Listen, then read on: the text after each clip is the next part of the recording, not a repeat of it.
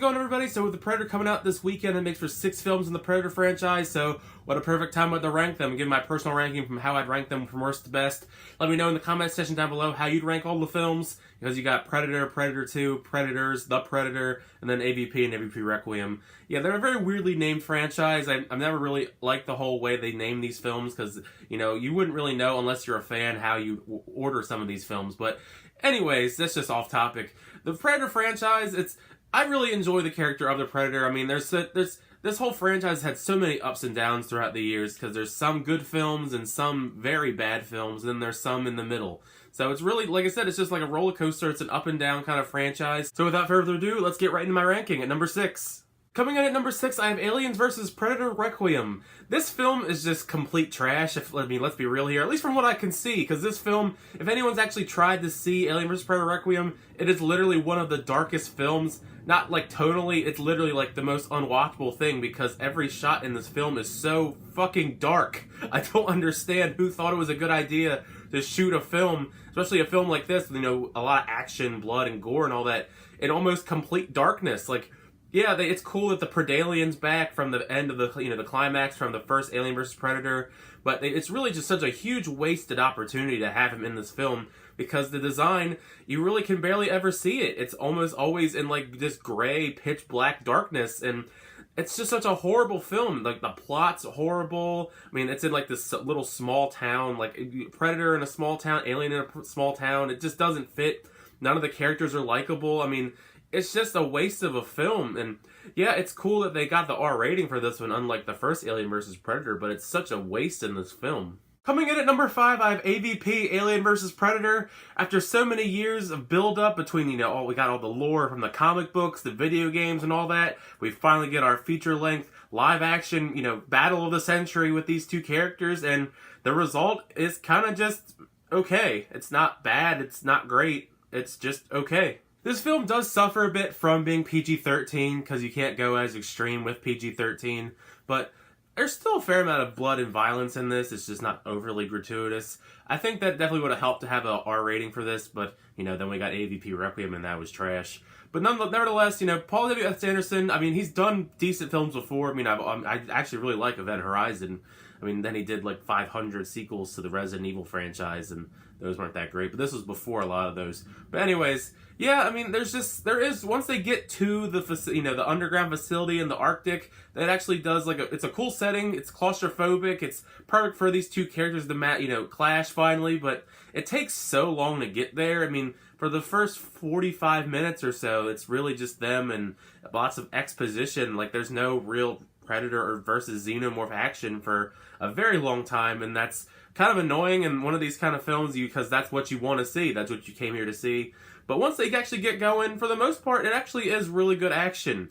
I like that, like, the Xenomorphs are pretty much practical effects. I mean, there's some CG that doesn't hold up as used to, but you get a couple Predators versus several of the Xenomorphs, and the actual action scenes themselves are the highlights. You just gotta wait very, very long, and it's a story that you don't really care that much about. You really just want to get to the actual Xenomorph Predator action, and once it actually gets to it, there are parts that are very exciting, but they're far and few between, and if you're going to really watch this movie, just skip to the bits where the Xenomorphs take on the Predators. I mean, otherwise, it's kind of a skippable film. Coming in at number 4, I have Predator 2. I do have to commend them for attempting to do something drastically different, because the first original Predator, we had them in the jungle setting. This time, they take it to a more urban environment. You know, instead of Arnold Schwarzenegger, we got Danny Glover, who's a much different character in this.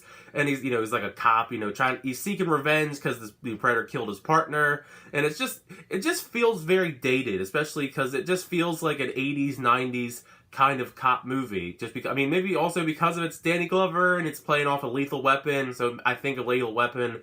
But it just feels very dated, like cliche, generic cop kind of drama with some Predator thrown in. It just felt very weird. Like, like I said, I commend them for trying to do different things, but it just didn't work out in the best of ways. What is cool about this film is that it did really expand on the whole lore of the Predators. We get to see a whole bunch of their backstory in this, realizing that they've actually been doing a lot of this crap for a very, very, very long time.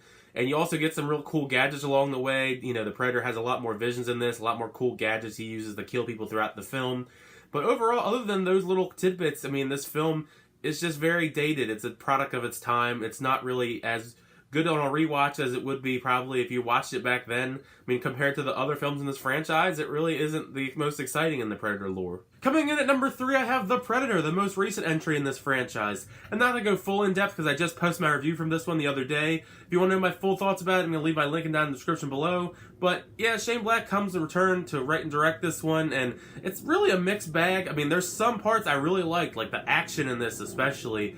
You know, the Predator and the Super Predator alone, their action scenes are the highlights, and some of the witty banter, but there's a lot more crass humor that I'm not a big fan of that was in this. It's more cringy than actual funny, but it's an okay film. I liked it a little bit more than Predator 2, just because, you know, there's more action, the acting overall is better, it's not very dated, at least not at the moment.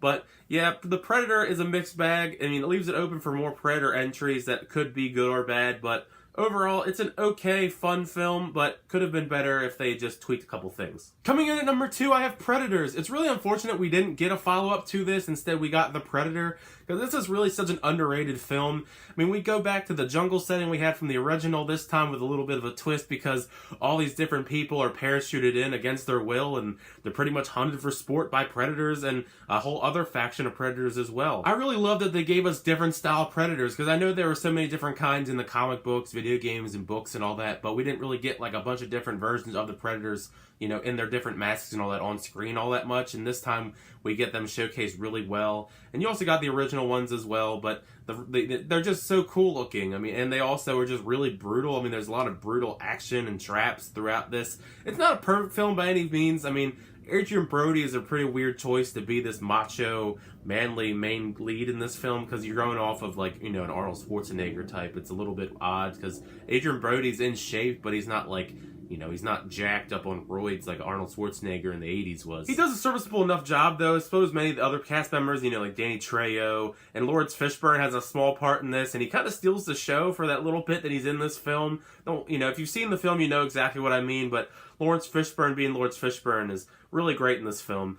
Also, I mean, it is a little weird that Topher Grace's character, I mean, I think he's one of the negatives, and they also try to do winks and nods to the previous films that I don't feel like work as well. But this is just such a fun, cool film in this franchise. I mean, there's a member of the Yakuza that has a sword fight with a predator. I mean, how awesome is that? But yeah, I mean, I really like this film for many aspects. It's not as talked about in the whole Predator franchise. It's unfortunate, like I said, it's unfortunate we didn't get a follow-up to this. We got The Predator instead, but maybe, hopefully, down the line we'll get more in this storyline somehow. And coming in at number 1, Predator. I mean, this film is just a fun, classic 80s action film. You know, you got your macho Arnold Schwarzenegger in his prime with this other eclectic cast members like Carl Weathers, you know, Apollo Creed, and Bill Duke, and Jesse the Body Ventura. I mean, what a great cast. You know, it's just a great cast for an action film. I mean, when you think about this, you really don't think of this as an Arnold Schwarzenegger film as much. I mean, it's just The Predator. I mean, you don't really think about it being one of those 80s action films that starred Arnold Schwarzenegger and all these other characters. It just really stands on its own as The Predator, and I think that's why, part of why at least, why this film is such a timeless classic. I mean, don't get me wrong, it is some great it's got some great action, it's got some great 80s action cheese, you know, one-liners and all that, but then it takes like a turn because you get all the macho stuff in the jungle with them, you know, blowing up the base and all that, and then they just turns into like a slasher film with the Predator set in the jungle. And I think that's what makes this film so unique, is that wasn't really like a thing that had been done at that point. And the Predator design, I mean, the Predator design is just so unique in itself and really cool that it really just made for another crazy, you know, Stan Winston design. By the way, Stan Winston, you know, many of the famous characters that were, you know, created by him, Predator with his design. Plus, adding on top of that, you got the iconic score from Alan Silvestri as well. Just overall, so many iconic elements that come together to make such a great film. And I really don't think anything's ever going to top it. I mean, they're still trying to make a film just as good as the original, and they've really not gotten as close to as any of them have, really. I mean, this film is just the greatest of this Predator franchise, and I really don't think they're ever going to capture that lightning in the bottle ever again, but we'll see if they keep making enough movies. Maybe one will stick, but I really doubt any of them will ever have the mass appeal and the greatness of the first Predator film. But this is just how I rank the Predator franchise. Let me know in the comment section down below. Even if you haven't seen the new Predator yet, let me know how you'd rank the other films in the franchise. Also, thank you for checking out this video. Feel free to leave a like, hit that subscribe button, keep up to date with all my movie reviews, rankings, trailer reactions, unboxings, and more. But until the next time, I'll see you guys later.